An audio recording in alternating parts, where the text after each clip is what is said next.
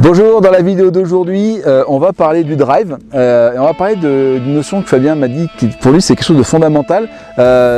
Déjà c'est le fait de travailler un bon contact, hein, vraiment dans tous les coups de golf qu'on doit jouer, c'est vrai que le contact est l'élément principal. Si vous décentrez vos balles, si vous topez ou si vous grattez, ben, vous n'enverrez jamais la balle ni droit ni loin. Non.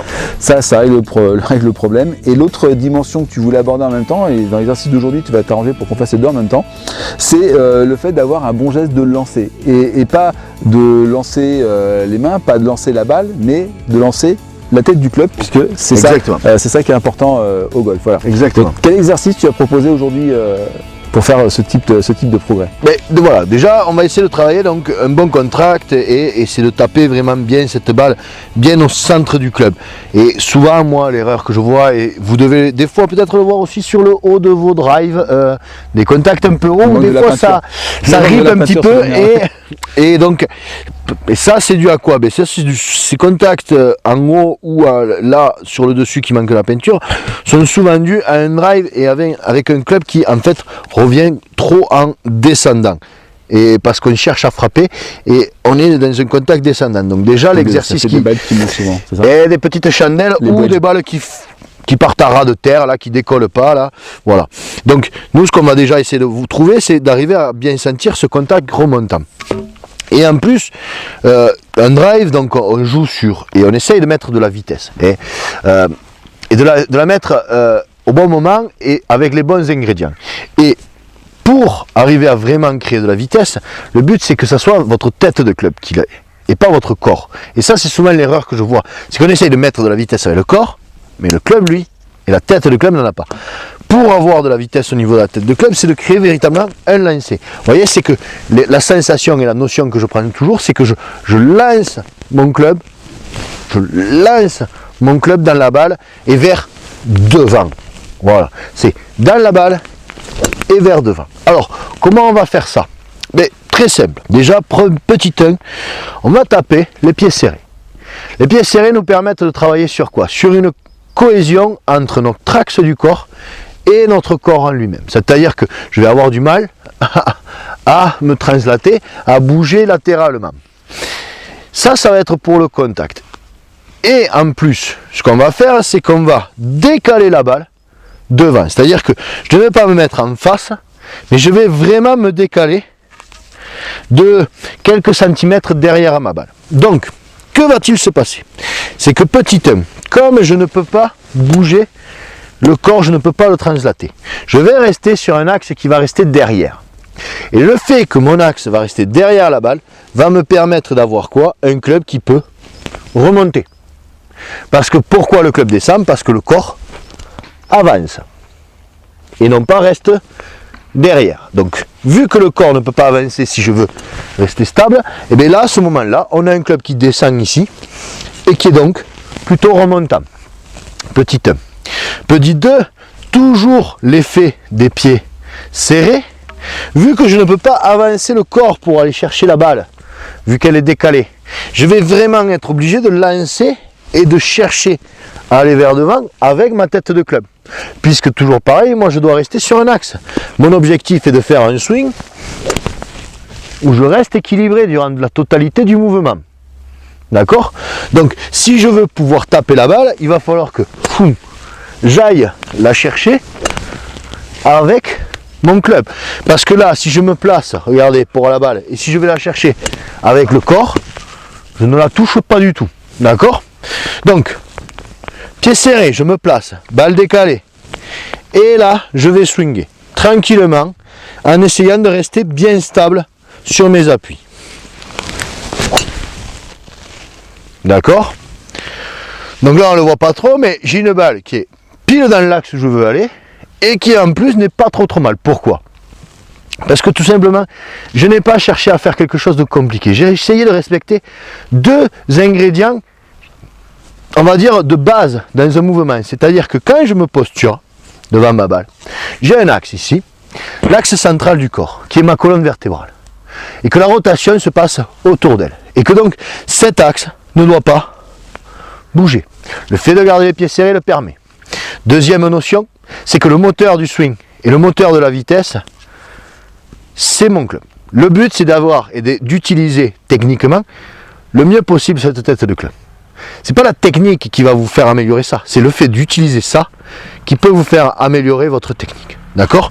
Donc, au lieu de chercher absolument à taper fort et ainsi de suite, non. Cherchez à bien comprendre comment vous pouvez transmettre de la vitesse à votre tête de club. Il n'y a pas besoin d'aller vite pour que le club, lui, aille vite. D'accord? Là, si vous écoutez, on entend passer. Il va vite. Je l'ai lâché. J'ai pas fait un swing où j'ai cherché à mettre. Non, j'ai juste lâché le club. Et vous voyez, il va vite. On l'entend siffler. Et ça, c'est le principe. Si mon club il siffle, si je sais faire aller vite et si je sais bien lancer la tête de club, mon club ira vite ici à l'impact et mes drives seront bons. Donc, vous voyez, je vais le refaire une deuxième fois. Pied serré, je me place. Pied serré, balle toujours décalée. J'essaye de rester bien stable et je drive comme ça. D'accord? Je lance bien. Les contacts sont bien au milieu. D'ailleurs, si j'avais un indicateur d'impact, on avait la balle bien au milieu de la face de club. Et les balles et mon club traversent bien. Donc maintenant, mon objectif, c'est d'arriver à faire la même chose, mais les pieds écartés. Donc voilà, je me place. Donc la bonne position. Et j'essaye de garder le même esprit. Je respecte mon axe et je lance ma tête de club dans la balle.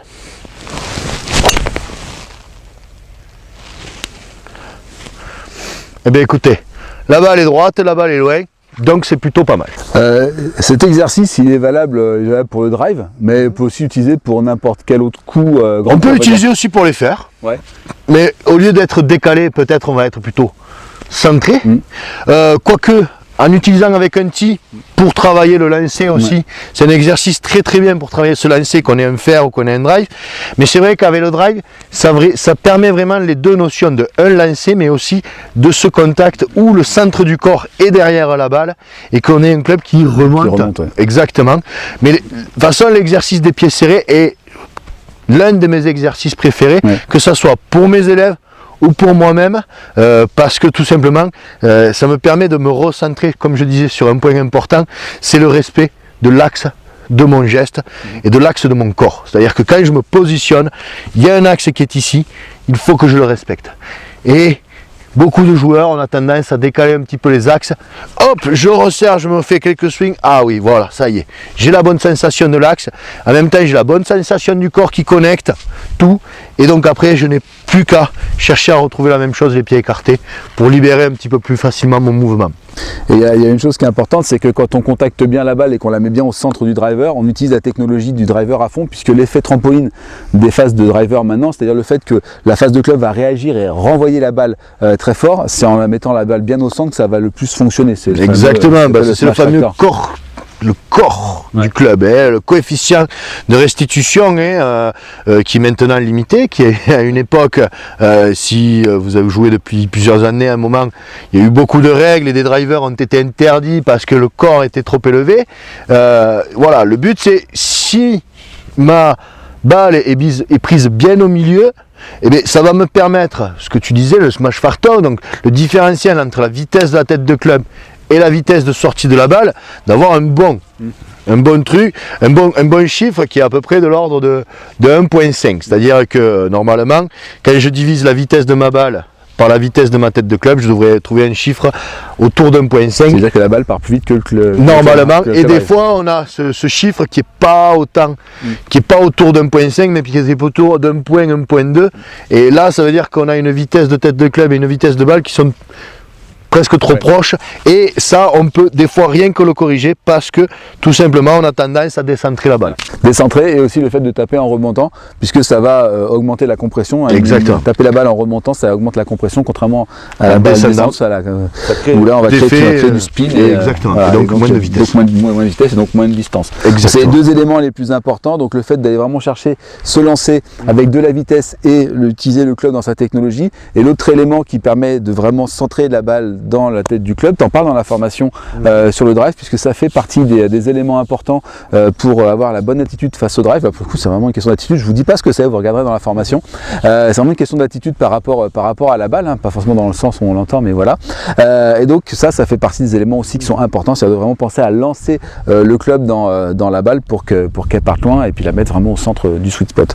Donc tout ça, c'est ce que tu abordes dans Driving Attitude, les 7 clés d'un drive puissant et régulier, parce qu'encore une fois, c'est bien joli de faire des drives de 250 mètres, mais si c'est pour les mettre dans les bois ou dans l'eau, ça n'a pas trop d'intérêt, hein. Le but, c'est de les mettre sur le fairway. Et surtout de le faire à peu près régulièrement, voilà. Mais aussi de faire de 250 mètres ou 220 ou je sais pas combien, mais de manière à tout le temps faire la même chose. Pas sortir un drive à 200 une fois sur le parcours et que les 3 autres fassent juste 100 mètres parce qu'on a fait une chandelle, parce qu'on a écrasé la balle ou toute autre erreur que l'on peut commettre et que je commets aussi de temps en temps, rassurez-vous. On en a tous, c'est bien ça le problème.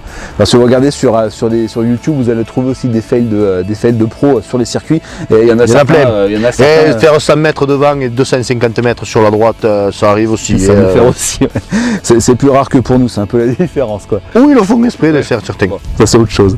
Mais voilà, donc c'est cet élément-là. Donc on parle donc de largeur, de longueur, de ces deux fameuses dimensions, de l'attitude face à la balle, de question de setup, et on conclut aussi sur des questions de mental et des questions de matériel aussi, parce que c'est important. Un petit peu, ouais. Le drive, c'est super important parce que déjà c'est le club le plus cher. Donc tant qu'à faire, il faut savoir ce qu'on dit en termes de matériel quand on va l'acheter, parce que ça sert à rien de dépenser 250, 300, 400 euros dans un club, un seul, qui ne correspond pas à la problématique de chaque joueur. Donc c'est pour ça qu'on parle de ça. Et puis il y a aussi une question de mental, parce qu'encore une fois, il y a une attitude face au drive qu'il faut avoir, et peut-être qu'il y a des gens qui jouent mal leur drive juste parce qu'ils n'utilisent pas comme il faudrait. C'est on sort le drive mais avec la peur. Ça sert à rien. Hein. Moi je sors le drive, c'est pour en mettre une bonne, le bombarder et après dire alléluia. Mais le travail technique sur des points comme ça déjà me permet de pouvoir bombarder, mais sans m'esparinquer, sans m'écarter du fairway. Donc voilà, mais c'est plus je vais jouer un drive en me disant je vais le louper, comme tout autre coup de toute manière, hein, toujours c'est question d'attitude, mais ça se retrouve souvent avec le drive. Hein. Plus je vais me dire je vais le louper, et plus j'ai tendance et j'aurai je vais le louper. Et ça sème vraiment le drive quand ça sème. Ouais, voilà. Ouais, d'accord. Donc c'est cet élément pour un swing de drive puissant et régulier. Vous pouvez les retrouver dans la formation de Fabien. Vous cliquez sur le bouton qui est situé juste sous cette vidéo. Tout de suite après avoir validé votre accès avec le partenaire privé du site, vous retrouvez Fabien sur le site qui vous explique donc ces fameux 7 dimensions d'un drive puissant et régulier.